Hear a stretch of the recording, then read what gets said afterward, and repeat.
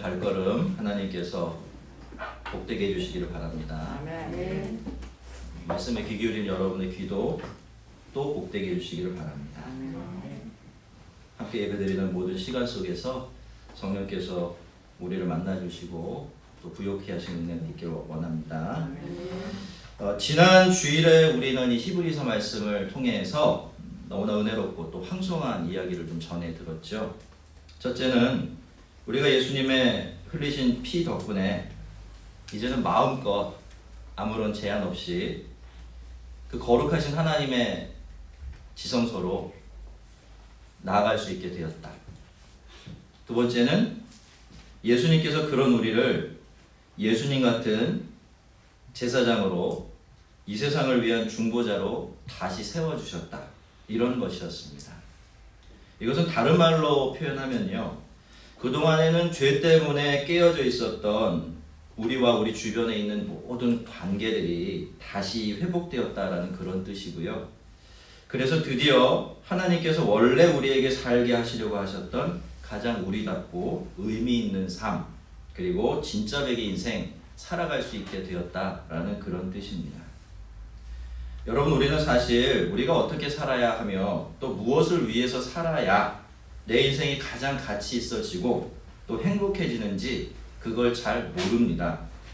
모두들 이것이나 저것을 위해서 살아가고요, 이런저런 방식으로 살아보지만 그것은 다른 사람들이 우리에게 그렇게 하라라고 가르쳐 준 것이나 너는 이렇게 하는 것이 맞아 라고 말해 준 것이든지 아니면 그저 내가 이것이다 저것이다 하고 선택한 것들에 불과합니다. 다른 사람이나 우리들이나 목적지를 모르고 길을 모르는 건 마찬가지인데 우리는 사실 그렇게 인생을 배우고 또 선택하며 살아가게 되죠. 하지만 여러분, 우리가 우리 자신을 우연히 이 세상에 던져진 존재가 아니라 하나님께서 분명한 목적을 가지고 만드셨고 또 살게 하신 그런 존재들이라는 것을 정말로 믿는다면 우리는 절대로 우리의 삶이 그저 그렇게 흘러가도록 내버려 두면 안 되는 겁니다. 우리는 하나님께서 애초에 우리를 만드신 그 귀한 목적에 우리의 삶의 모양과 방향을 조율해 가면서 살아야 돼요. 그래야 정말로 의미 있고 가치 있게 그리고 행복한 삶을 살아갈 수가 있습니다. 성도 여러분, 우리는요, 우리 스스로 존재하게 된 사람들이 아닙니다. 하나님께서 만드시고 또 이 세상에 보내셔서 우리가 있는 그 자리에 있게 하셔서 살게 된 사람들이에요. 그래서 하나님의 뜻을 따라 하나님의 영광으로 살아가는 것, 하나님과의 바른 관계 안에서 이 세상과 이웃을 섬기는 왕같은 제사장으로 살아가는 것, 그것이 원래 우리에게 허락되어 있는 영광스럽고 복된 삶의 원형이 되는 것입니다. 원래 아담은요, 그렇게 살고 있었어요. 그는 우선 하나님과 사이에 아무런 관계가 없었죠. 저녁이 선선해지면 하나님께서 이렇게 동산으로 내려오셔서 아담과 스스럼 없이 이 교제를 나누실 정도로 하나님과 아담 사이는 너무나 자연스럽고 돈독한 관계였고요. 하나님은 그런 아담의 모든 것이 되어 주셨죠. 하와와의 관계도 그렇고요. 또 이 세상 모든 것들과의 관계도 그렇고, 아담은 그런 하나님을 중심으로 해서 이 세상에 있는 모든 것들과 완전히 조화로운 관계를 누리며 그렇게 복되게 살아가고 있었습니다. 거기에는 어떤 거리낌이나 부대낌이 전혀 없었죠. 두 사람은 그렇게 에덴 동산의 왕 같은 제사장으로 하나님과 이 세상을 이렇게 연결해주는 통로가 되어서 원래 자기가 살아내야 될 가장 최선의 삶을 날마다 살아가고 있었죠. 그런데 어느 날 죄가 끼어들었고 이 죄는 그 모든 것들을 다 망쳐놓기 시작합니다. 우선 죄는 하나님과 인간 사이의 관계를 깨트려 버렸고, 그래서 사람은 더 이상 하나님 안에 있을 때만 누릴 수 있는 자기에게 허락된 그 풍성한 생명 모르고서 살게 됩니다. 또 그리고 죄는 두 번째로 사람들 사이의 관계를 망가뜨렸는데요. 살 중에 살이고 뼈 중에 뼈라고 고백하며 살던 두 사람이 서로에게 책임이나 전가하고 잘못이나 떠넘기는 그런 관계가 되었고요. 나중에는 형이 아우를 죽이고 자기 이웃을 향해서 몇 배나 당한 것을 갚아주고 그것을 자랑하기에까지 이르는 그런 정도의 상태가 됩니다. 그리고 마지막으로 죄는 사람들과 이 세상 사이의 관계도 망쳐놓았죠. 자연은 사람들을 향해서 가시와 엉겅퀴를 내기 시작했고 사람들은 자기가 잘 가꾸고 더 아름답게 만들어 가야 할 그 세상을 자기의 욕망을 채워주는 도구로만, 통로로만 여기게 되었습니다. 이렇게 사람은 원래 더 이상 자기에게 허락된 인생 살아갈 수가 없게 되었고 하나님과 사람들, 하나님과 이 세상 사이에서 왕같은 제사장으로 살아갈 수가 없게 된 겁니다. 여러분, 이것이 바로 성경이 우리에게 들려주는 하나님과 우리들과 그리고 이 세상에 대한 이야기인데요. 우리가 성경을 정말 하나님의 말씀으로 믿지요? 네, 하나님의 이 성경이 진리가 맞습니까? 그러면 우리가 어떻게 해야 될까요? 우리가 이 세상에서 만나는 모든 문제들, 우리가 이 세상에서 우리가 살면서 겪어내는 우리의 모든 인생의 문제들, 사람들의 이야기에 귀 기울이고 세상의 방식으로 풀어내고 심지어는 내 경험이나 내 지식이나 내 지혜로 답을 얻으려고 하기 이전에 만약에 우리가 정말 성경을 하나님의 말씀으로 믿는다면 우리는 그 모든 문제들을 풀어낼 답을 바로 이 이야기로부터 얻어야 할 것입니다. 여러분, 인간의 영혼은요 아주 심각한 기억 상실증에 걸려 있었습니다. 에덴 동쪽으로 쫓겨난 지가 너무나 오래됐고 하나님 없이 산 세월이 너무나 길어졌기 때문에 자기가 얼마나 영광스럽게 지어졌고 또 거기서 얼마나 복된 모양으로 살아가고 있었는지 그걸 완전히 잊고 말게 되었죠. 그런데 이제 히브리서는 그런 세월이 완전히 끝났다라고 선언합니다. 예수님의 십자가 덕분에 하나님과의 깨어진 관계가 완전히 회복이 되었고 이제는 마음껏 하나님께 나아갈 수 있게 되었으며 우리가 사탄에게 도둑맞았던 우리의 원래 인생, 왕같은 제사장으로 살아가는 이 고상하고 값진 인생 되찾았다, 그렇게 선포하고 있습니다. 성도 여러분, 우리는요 절대로 잊으면 안 됩니다. 성도들은 그리스도 안에서 새롭게 지음받은 사람들입니다. 이전 것은 완전히 지나가 버린 사람들, 그게 저와 여러분이에요. 우리는 더 이상 예전의 우리가 아니고요, 예수 안에 있는 우리의 인생은 더 이상 예전과 똑같은 인생이 아닙니다. 만약에 그렇지 않다면 예수님께서 우리의 삶에 그런 기적 같은 은혜를 베풀지 못하셨다면 예수님은 헛되이 피 흘리신 거죠. 그렇지 않겠습니까? 예, 그렇습니다. 그분은 우리 인생의 답이 될 수가 없는 거예요. 여러분, 우리는 다 회복되었습니다. 우리는 완전히 복권되었어요. 우리는 다시 하나님의 자녀가 되었고 다시 왕같은 제사장이 되었습니다. 이것이 바로 예수 안에 있는 저와 여러분들이에요. 믿습니까? 여러분, 이것이요 바로 우리가 우리 자신에 대해서 꼭 알고 있어야 될 진리이고요, 이것이 우리 인생을 이해하는 우리만의 방식이어야 합니다. 우리는요 자꾸 우리 자신을 보면서 내가 새로운 피조물이 되었다는 증거를 찾고 또 확인하려고 들지만 여러분, 그건 믿음이 아니에요. 하나님께서 우리를 향해서 너희는 이미 그리스도 안에서 새로운 피조물이 되었다라고 하셨고요, 왕같은 제사장이 이미 되었다라고 말씀하십니다. 이것을 받아들이는 것이 믿음이고요, 이 말씀을 통해 우리 자신을 보는 것이, 또 이 세상을 바라보는 것이 바로 믿음이 하는 일입니다. 하나님께서 우리를 보시는 그 눈으로 우리도 우리 자신을 보아야 하는 겁니다. 바로 여기에 우리의 소망이 있는 거예요. 여러분, 우리 자신을 보세요. 소망이 있습니까? 솔직히 말 생각해 보세요. 여러분, 달래려고 하지 말고. 우리 자신에게 소망이 있나요? 없어요. 우리 자신이 정말 하나님이 새 것이 되었다라고 할 만큼 새 것이 되었습니까? 수십 년 예수를 믿었는데도 거의 제자리 아닌가요? 그럼에도 불구하고 우리가 왜 소망을 버리지 않을 수 있습니까? 하나님의 말씀이 이미 선포되었기 때문이에요. 그리스도 안에 있으면 너희가 새로운 피조물이다, 될 거다라고 말씀하신 게 아니에요. 너희는 왕같은 제사장들이다, 제사장이 되라고 말씀하신 게 아닌 거라는 겁니다. 너희들이 그리스도 예수 그리스도를 믿는 믿음 안에 있으면 너희들은 이미 그렇게 되었다라고 라고 말씀하시기 때문에, 하나님이 우리를 그런 눈으로 보아주시기 때문에 우리가 그 말씀을 믿음으로 우리도 소망을 갖게 되는 거예요. 여러분, 믿음이라는 것은요, 내 손안에 있는 돌을 늘 들여다보면서 이게 정말 돌인가 아닌가 확인하는 게 아니에요. 믿음이라는 건 뭡니까? 이 손안에 있는 돌을 멀리 던지는 거죠.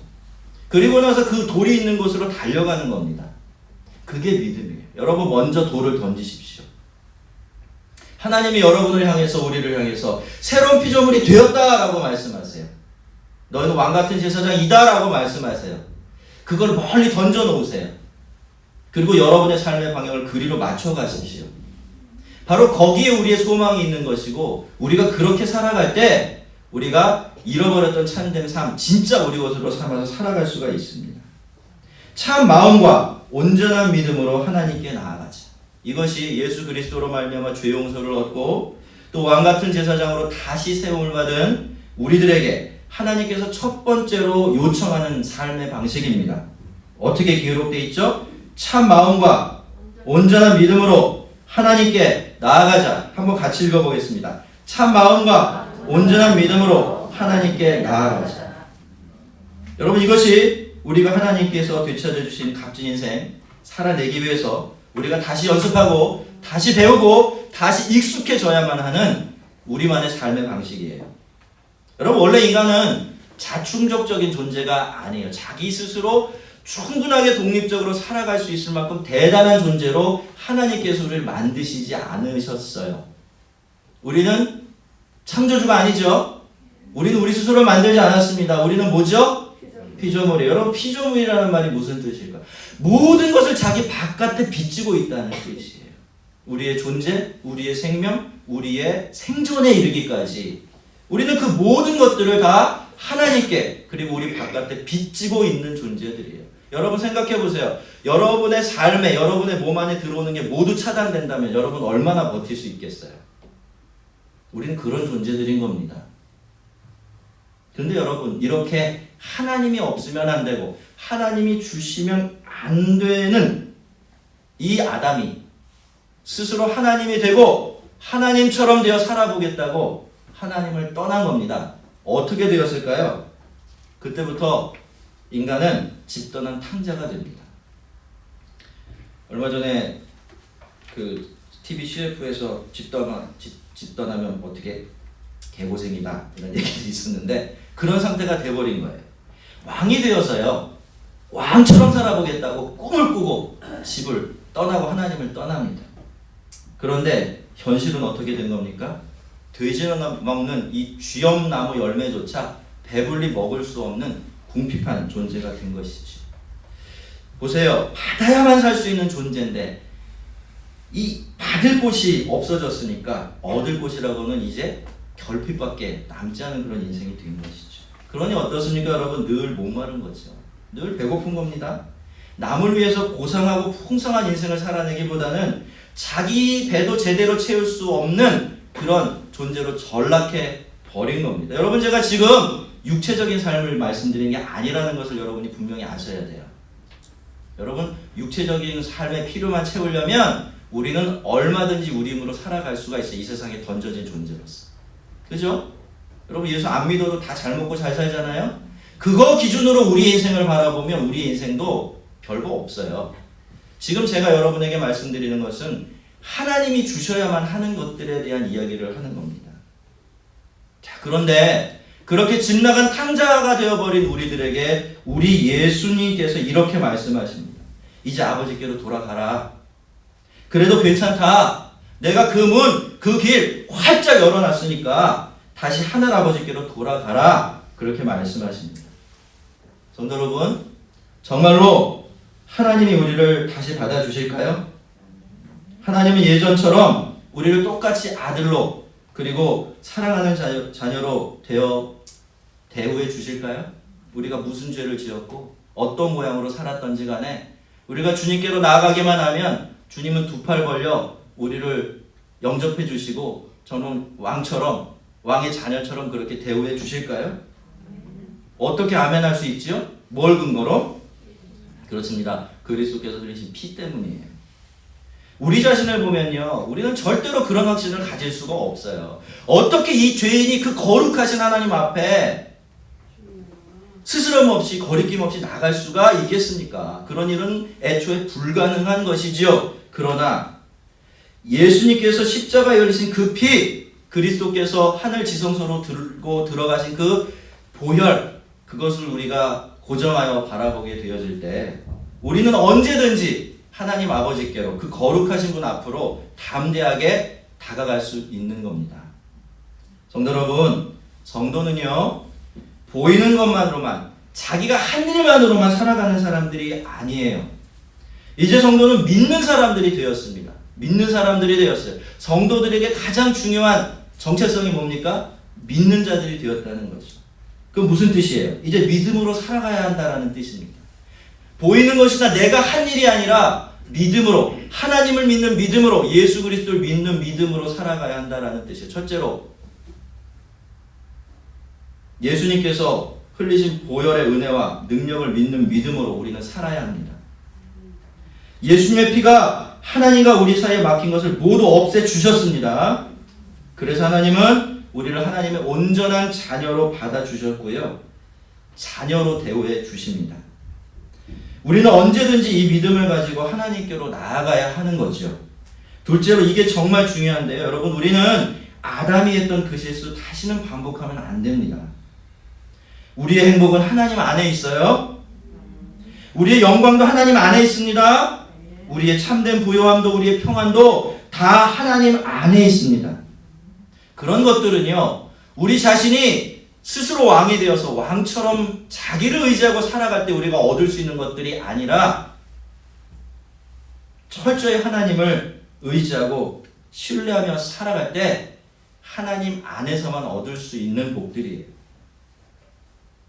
그리고 하나님은 우리에게 그걸 주십니다. 성도들에게는 이 믿음이 있어야 하고요, 성도는 이 믿음으로 살아가는 사람들인 것이죠. 자, 로마서 8장 32절에서 하나님은 우리에게 이렇게 질문하고 계세요. 자기 아들을 아끼지 아니하시고 우리 모든 사람을 위하여 내어주시니가 어찌 그 아들과 함께 모든 것을 은사로 선물로 주시지 아니하시겠느냐. 자기 아들을 아끼지 아니하시고, 한번 천천히 곱씹어 보세요. 우리 모든 사람을 위해 내어주시니가 어찌 그 아들과 함께 모든 것을 선물로 주시지 않겠느냐. 여러분, 우리는 하나님의 이 질문에 대해서 뭐라고 대답해야 하겠습니까? 여러분은 이 질문에 대해서 하나님께 어떤 대답을 드리시겠습니까? 여러분, 아들이 뭔가요? 아들은 아버지의 전부입니다. 아니, 모든 것 이상이죠. 아버지에게 있어서 아들이라는 것은 그 어떤 말로도 표현할 수 없을 정도로 보배롭고 또 보배로운 존재인 것이죠. 그런데 그 아버지가 그 아들을 아낌없이 저와 여러분을 위해서 내주셨습니다. 자, 그렇다면 우리가 생각해 봐야 되지 않을까요? 그 하나님이 우리에게 아까워서 안 주시는 것이 있을까요? 우리가 다른 필요한 것이 있는데 그 필요한 것을 아시면서도 하나님께서 그거 안 주시는 경우가 있을까요? 없을까요? 절대로 있을 수가 없습니다. 여러분,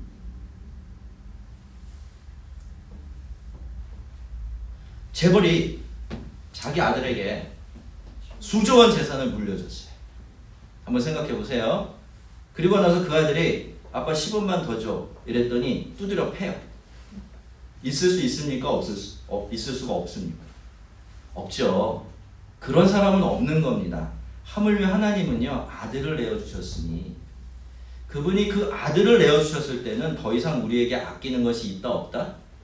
없다라는 거죠. 그러니 여러분, 우리가 살아갈 때 무슨 믿음으로 살아요? 바로 그 믿음으로 사는 겁니다. 이제 더 이상 하나님은 우리에게 아끼는 것이 없어요. 하나님이 생각하시기에 이게 꼭 필요하다고 생각하는 것 중에 우리에게 안 주시는 것은 절대로 없는 것이죠. 바로 이런 믿음으로 우리가 살아가는 겁니다. 사랑하는 성도 여러분, 우리는 우리 힘으로 행복해질 수가 없습니다. 하지만 우리 아버지는 우리를 행복하게 해주세요.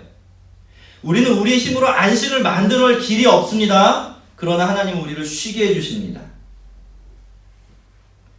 우리는 우리 힘으로 우리를 만족시킬 수 있는 재간이 없지만 우리 하나님은 우리를 우리의 삶뿐만이 아니라 우리 영혼까지도 가득가득 채워주십니다. 왜? 이 하나님이 저와 여러분을 위해서 아들까지 아끼지 아니하고 내어주신 우리와 여러분, 우리들의 아버지시기 때문이죠. 여러분들이 빨리 깨달아야 돼요. 정말 1초라도 빨리 깨달을수록 좋습니다. 우리는 절대로 우리 자신을 만족시킬 수가 없어요. 이만큼 살았으면 이제 아시지 않습니까? 이만큼 살아봤으면.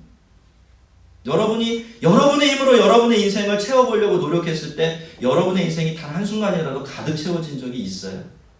불안함이 없이, 흔들림이 없이, 두려움이 없이, 뒷일 생각하지 않을 수 있을 정도로 그렇게 채워지신 적이 있어요? 우리는 이제 좀 깨달아야 돼요. 여러분, 우리의 인생은 우리 손에 달린 게 아닙니다. 우리 물론 하나님께서 주신 이 귀한 인생 열심히 살아야 돼요. 힘을 다해 살아야 돼요. 우연히 얻은 것이 아니라 하나님 아버지께서 우리에게 주신 것이니까 애쓰며 살아야 돼요. 그러나 그럼에도 불구하고 우리 인생의 관건은 우리 손에 있는 게 아니라는 겁니다. 여러분, 우리는요 정말로 우리에게 필요한 것이 뭔지 몰라요. 그리고 안다고 해도 그걸 우리 손으로 움켜쥘 수 있는 능력이 우리에게는 없습니다. 그런데 이미 하나님은 우리를 위해서 아들을 아낌없이 내어주셨습니다. 그래서 우리는 하나님 앞에 나아갈 때마다 언제나 담대함을 가지고 확신을 가지고 나아갈 수 있는 것이고, 그분이 우리가 그렇게 하면 우리에게 필요한 우리를 채울 모든 것들을 우리에게 주실 줄로 믿고 살아갈 수가 있게 되는 겁니다. 성도 여러분, 성도는 더 이상 계산이나 궁리로 살지 않습니다. 두려움이나 욕심으로 살지도 않죠. 그렇게 살아갈 필요가 없기 때문에 그렇게 안 삽니다. 성도는 그리스도의 보혈을 믿는 믿음으로 삽니다. 늘 아버지, 하나님께서 아버지 되어주시는 그 아버지 되어주심을 신뢰하면서 하나님께 기대어 살아가게 되어 있어요. 그렇게 하나님 앞에 나아감으로써 하나님으로부터 온갖 좋은 것을 받아서 자기의 삶을 풍요롭게 채우고 주변의 많은 사람에게 흘려보낼 줄 아는 제사장의 삶, 또 중보자의 삶을 살아가게 되는 것입니다. 이것이 바로 예수 그리스도 안에서 이미 왕같은 제사장이 된 저와 여러분에게만 허락된 아주 특별한 삶의 방식이에요. 이 세상의 모든 교회들이 이런 방식으로 존재하면 정말 좋겠습니다. 그리고 우리 모든 성도들이 이렇게 살아가는 삶의 비결을 배워서 이 은혜 가운데 살게 되는 날이 빨리 왔으면 좋겠습니다. 또 약속하신 이는 미쁘시니 우리가 믿는 도리의 소망을 움직이지 말며 굳게 잡고. 여러분, 성도가 첫 번째로 붙들고 살아가야 될 것이 무엇이었죠? 믿음이었어요. 오늘 딱 정리를 해놓으세요. 믿음이에요. 첫 번째로 뭘 붙들고 살아야 돼요? 두 번째는 뭘 붙들고 살아야 됩니까? 바로 소망입니다. 자, 23절은 우리가 고백한 소망을 흔들림 없이 굳게 붙들어야 한다라고 이렇게 말씀하시는데요. 앞에서도 보았듯이 이 소망은요, 이런 종류의 소망이 아니라 그냥 잘 될 거야, 하나님께서 알아서 잘해주실 것이지, 이런 게 아니에요. 여기서 말하는 소망은 앞에도 나왔듯이 이거는 영원한 하늘나라에 대한 소망이고 우리 영원한 영광에 대한 소망을 의미하는 겁니다. 그러니까 성경은요, 우리가 다른 소망이 아니라 이 소망을 흔들림 없이 든든하게 붙들고 살아가야 한다라고 이렇게 이야기하고 있는 거죠. 여러분, 믿음이라는 것이요, 비교적 가까운 데 있는 것을 보는 눈이라면 소망은 제일 먼 곳에 있는 것을 내다보는 눈이라고 그렇게 말씀드릴 수가 있어요. 이 소망은 이 세상에 새하늘과 새 땅이 임하는 그날과 그날의 영광을 바라보는 것이기 때문에 그래요. 참 대단한 것이죠. 하지만 그렇기 때문에 이 소망을 흔들림 없이 붙든다라는 것에는 적지 않은 어려움이 생기기 시작합니다. 자, 우리는 되게 그래요, 여러분. 현실적인 복들, 지금 여기서도 누릴 수 있는 은혜에 대해서는 금세 반응을 해요. 그런 것들은 지금 우리의 삶의 자리에서 충분히 경험하고 누릴 수 있고 믿고 기대하면 언제든지 얻을 수 있다는 것을 우리가 알고 있기 때문일 겁니다. 하지만 여러분, 어떻습니까? 장차 임할 하나님 나라나 영원한 하늘의 영광에 대해서는 그렇게 적극적으로 생생하게 반응하지 못하는 것이 우리들의 모습이 아닌가 해요. 왜 그럴까요? 아마도 그게 당장 누릴 수 없는, 그죠? 당장 현실적으로 어떻게 해볼 수 없는 그런 것이기 때문이 아닌가 싶은데요. 하지만 여러분, 이 소망이 있고 없음, 그리고 이 소망이 분명하고 그렇지 않음은 성도의 삶과 신앙에 있어서 정말 천지 차이를 만들어냅니다. 그렇기 때문에 지금 우리가 이 소망을 어떤 식으로 바라보고 어떻게 반응하고 있느냐와 상관이 없이 성도라고 한다면 흔들림 없이 이 소망을 단단히 붙들 수 있어야 합니다. 꼭 그래야 하는 거죠. 이 소망이 없다면요, 이 소망이 분명하지 않다면 여러분 옆 사람한테 빌려서라도 뺏기지 않고 붙드셔야 돼요. 그만큼 이 소망은 너무나 좋고 중요한 겁니다. 앞에서도 말씀을 드렸다시피 히브리서가 쓰여질 당시에 유대인 그리스도인들은 그 여러 가지 어려움을 좀 당하고 있었어요. 한쪽에서는 유대인들이 이렇게 회유하고 핍박을 하고 있었고, 또 다른 쪽에서는 이 로마인들이, 그죠? 로마인들이 그 신앙을 포기하기 위해서 막 핍박을 가고 있기 때문에 진퇴양난을 경험하고 있었어요. 그래서 이들은 예수님을 떠나서 다시 유대교로, 제사와 율법으로 돌아가려고 하고 있었어요. 왜냐하면 이 유대교는요, 로마가 공식적으로 인정한 종교 중에 하나였기 때문에 그래요. 그죠? 그러니까 그 안에만 들어가면 이제 이 모든 문제가 다 끝나는 거죠. 그러니까 그게 유혹이 되겠습니까? 안 되겠습니까? 될 수밖에 없는 거죠. 그래서 우리가 겉으로 이 문제를 보면 이게 핍박의 문제이고 현실적인 어려움의 문제인 것만 같습니다. 자, 그게 두려웠고 그래서 그들은 그렇게 휘청거리고 있었던 것이기 때문이죠. 하지만 여러분, 그들의 진짜 문제는요, 사실 소망에 있었습니다. 영원한 나라에 대한 소망, 그리고 그 나라의 영광에 대한 소망이 흔들린 것, 그것이 그들의 진짜 문제였습니다. 32절 이하에도 나오는데요, 이들이 처음 예수를 믿었을 때는요, 그들은 하늘에 대한 소망, 영원한 것들에 대한 흔들림 없는 바람으로 현실적인 어려움과 유혹을 넉넉히 이기는 승리자로 살아가고 있었어요. 근데 이제 어떻게 됩니까? 그 소망이 흔들리기 시작하니까 어떤 일이 벌어지죠? 그 소망을 붙들 때만 가능한 이 세상에서 믿음도 지키고 삶도 지키는 그 삶도 같이 흔들려 버리게 된 것입니다. 성도 여러분, 우리가 예수를 믿고 나서 찾게 된 가장 큰 보물이 뭘까요? 그건 바로 하늘입니다. 하늘이야말로 우리가 예수를 믿었기 때문에, 그렇기 때문에만 찾을 수 있었던 가장 놀라운 우리의 보물입니다. 우리는 그렇게 해서 이제는 땅이 아니라 하늘에 뿌리 내린 사람들이 된 거예요. 그래서 성도들은 하늘에 든든히 뿌리를 내리고 있을수록 땅에서 살아가는 삶도 든든해지고 견고해지게 되어 있습니다. 왜? 땅이 흔들린다고 해서 하늘이 흔들리진 않기 때문에 그래요. 여러분, 우리가 연약해서 그렇게 쉽게 흔들리고 넘어진다, 그렇게 생각을 하는 것 같아요. 맞을까요? 틀릴까요? 맞기는 맞아도요, 이게 후위 점수를 줘도 30점이나 40점짜리밖에 답이 안 됩니다. 여러분, 이 세상에서의 우리의 삶이 유혹과 시험, 그리고 이런저런 조건들에 그렇게 취약하고 쉽게 흔들리곤 하는 것은요, 하늘에 든든히 내려져 있어야 될 우리의 삶과 신앙의 뿌리가 너무 많이 약해져 있거나 아니면 아예 뿌리째 뽑혀 있기 때문이에요. 여러분, 그래서 이 말씀은 오늘 이 시대의 거칠고 불안한 현실을 살아가는 우리들에게 훨씬 더 적실한 말씀이 돼요. 여러분, 오늘이요, 우리가 살아가는 이 오늘날처럼요, 보이는 것, 만져지는 것이 전부라고 여겨진 세대가 한 번도 없었습니다.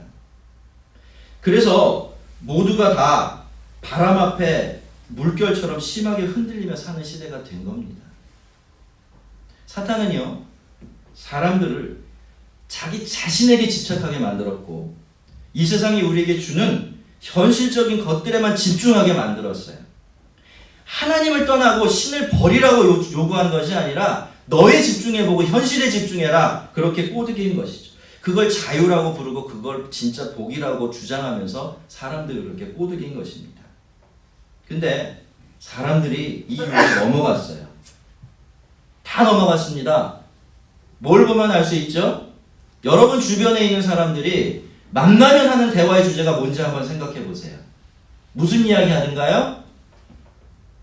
절대로 안 빠지는 주제가 두 개 있을 겁니다. 나, 그쵸? 내 자랑, 내 행복, 내 만족. 둘째는 돈. 그것이 집이든지 주식이든지 모양은 바꿀 수 있어도 이 두 가지가 인생의 최고의 관심사가 되어버렸어요.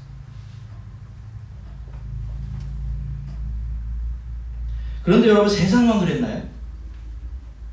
세상만 그렇게 되었습니까? 성도들도 유혹에 빠졌죠. 그래서 이제 하늘나라는요, 그 나라의 영원한 영광이라는 것은 성도들에게조차도 그렇게 큰 관심사가 되어 있지 못합니다. 왜? 하늘에 뿌리를 내리고 살아가지 않았기 때문이에요. 그래서 어떻게 되었죠? 성도들도 너무 쉽게 흔들려요. 여러분, 하나님이 우리에게 믿음을 왜 주셨죠? 여러 가지 이유가 있지만 현실과 믿음의 관계는 어떻게 된다고 생각하세요? 믿음은요, 하나님께서 현실을 이겨내보라고 주신 유일한 무기예요. 그렇죠?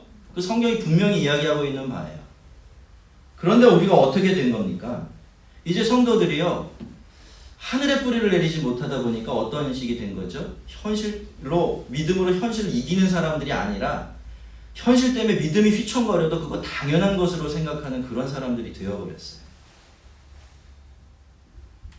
현실을 붙들고 현실을 중심으로 믿고 또 살아가면 그렇게 하면 현실이 든든해질 줄 알았는데 결국에는 믿음도 흔들리고 현실도 흔들리는 그런 안타까운 일들이 벌어지게 된 것이죠. 성도 여러분, 성도가요, 하늘을 잃어버리게 되면 그것은 하늘만 잃어버리게 되는 게 아닙니다. 성도가 하늘을 잃어버리면 땅도 같이 잃어버리게 돼요. 그것은 우리의 인생뿐만이 아니라 이 세상도 실은 열매를 맺을 이 세상도 하늘의 근거를 두고 있기 때문이에요. 하늘의 비와 태양이 없으면 땅은 열매를 맺을 수 없습니다. 그건 하나의 비유입니다, 여러분. 하나님이 자연의 이치를 정하실 때 그냥 정해놓으신 것이 없는 것 같아요. 태양이 지고 뜨는 것은 늘 우리로 하여금 부활을 기억하게 하죠. 죽은 것 같지만 어김없이 다시 떠오르는 그 어둠 속에 사라져버린 빛이 다시 빛으로 떠오르는 그걸 보면서 부활을 생각하게 만듭니다. 그러면 하늘이 열려 있어야 땅이 열매를 맺는다는 것도 마찬가지 의미가 있을 겁니다. 그렇죠, 여러분? 여러분, 땅은 홀로 존재하는 게 아닙니다. 하늘이 하늘의 노릇을 해줘야 땅은 비로소 땅이 되고 열매를 맺을 수 있어요. 우리의 신앙도 마찬가지입니다. 여러분, 땅은 온전히 하늘에 기대어 있어요. 여러분의 인생, 우리의 인생도 똑같다라는 겁니다. 자, 그러니 우리가 현실을 붙들어서 현실을 든든히 세우려고 하는 그 시도만큼 사실 어리석은 시도는 이 세상에 없다고 볼 수도 있는 거죠. 그거는 모래 위에 집을 짓는 것이고 허공에 나무를 심는 것이나 마찬가지가 될 것입니다. 여러분, 하늘의 소망은 눈에 보이지 않아요. 당장 손에 잡히지도 않습니다. 그래서 이 소망은 당장의 우리의 삶과는 그리 큰 상관이 없는 것처럼 여겨지는 것이고, 그래서 이 소망을 붙드는 일이 우리가 그렇게 절실하게 바라는 일이 되지 못할지도 모르죠. 하지만 여러분, 성경은 우리의 소망에 대해서 말할 때 우리의 소망이라는 것이 원래 그런 것이라고, 그래야 비로소 오히려 소망이라고 부를 자격이 생긴다라고 그렇게 말하고 있어요. 제가 로마서 8장 24절과 25절 말씀 읽어드리겠습니다. 거기서는 소망에 대해서 이렇게 말하고 있습니다. 우리가 소망으로 구원을 얻었음에 보이는 소망이 소망이 아니니 보이는 것을 누가 바라리요? 만일 우리가 보지 못하는 것을 바라면 참음으로 기다릴지니라. 여러분, 정말 굉장한 말씀이에요. 소망에 대한 이것보다 더 탁월한 설명이 또 있을까 싶은 그런 말씀입니다. 여러분, 소망은 원래 눈에 보이지 않는 겁니다. 눈에 보이지 않는 것을 바라는 것이 소망이고요. 그래서 눈에 보이는 것은 더 이상 소망이 아닙니다. 눈에 보이는 것을 부르는 이름은 따로 있어요. 그게 뭐죠? 사실이고 현실이라는 단어입니다. 그러니까 사실이고 현실은요, 우리의 소망이 될 자격이 없어져 버리게 되는 거죠. 성경에 따르면 말입니다. 하지만 그렇다고 해서 우리가 붙들고 살아가고 있는 이 하늘 소망이 눈에 보이지 않는다고 해서 현실보다 불확실하고 사실보다 불투명한가 하면 그건 절대로 아닙니다. 우리가 다시 23절로 한번 돌아가 보겠습니다. 자, 여러분, 거기서 히브리서 기자는 뭐라고 말합니까? 23절 한번 읽어주시겠어요?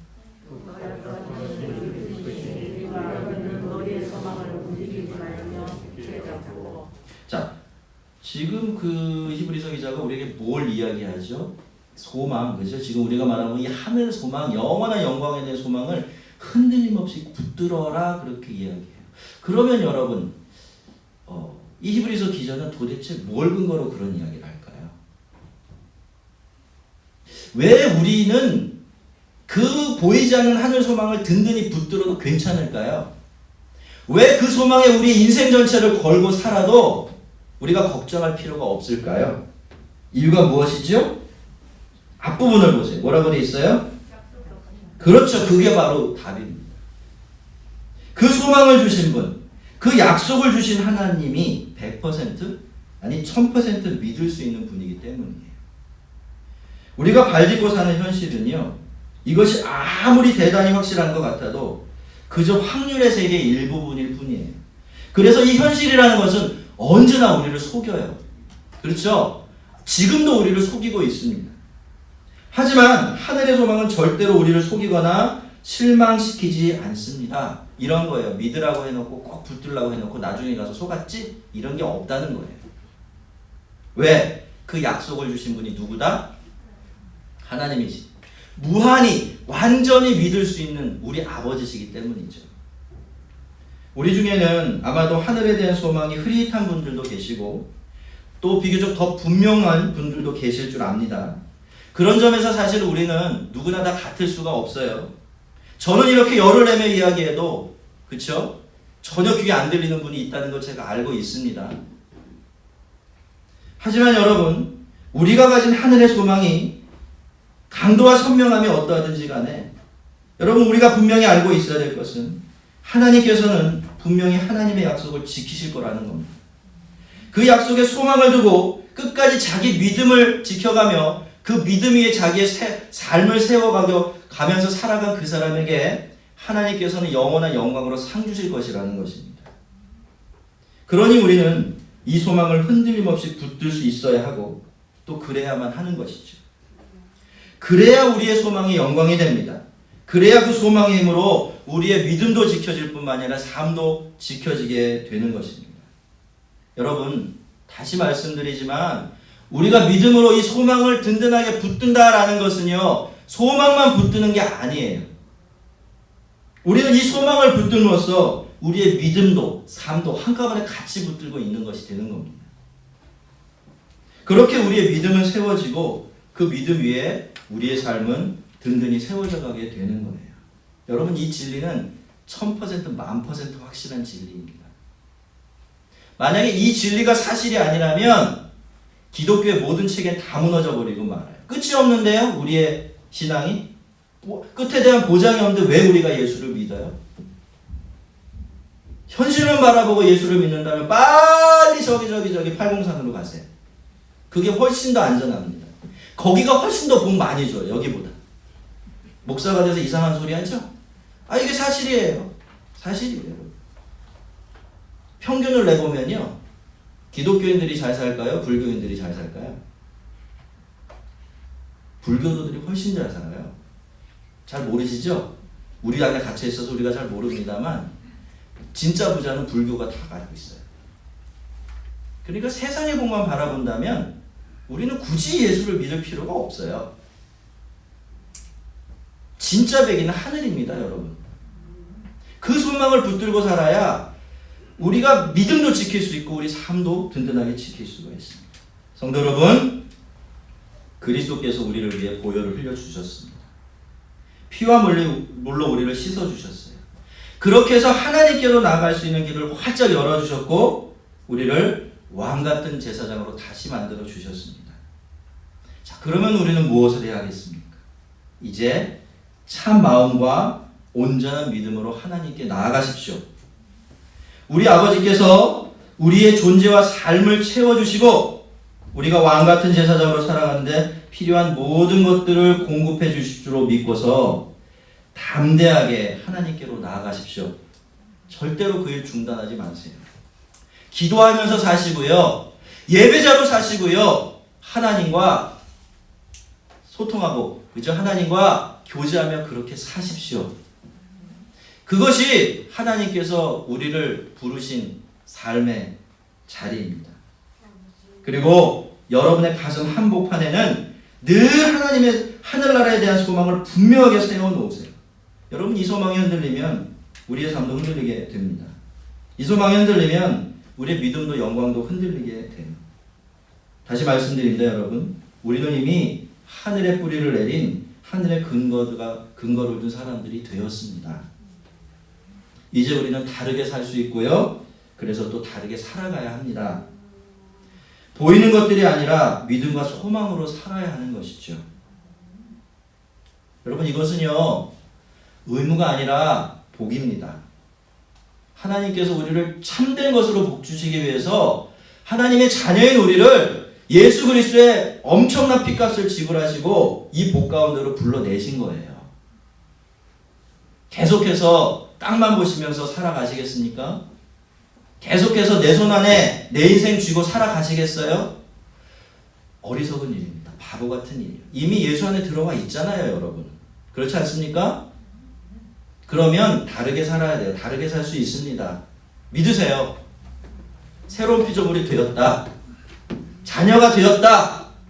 나 그냥 옛날 자연인이 아니라 영광스러운 하나님의 제사장이 되었다. 믿음으로 받아들이십시오.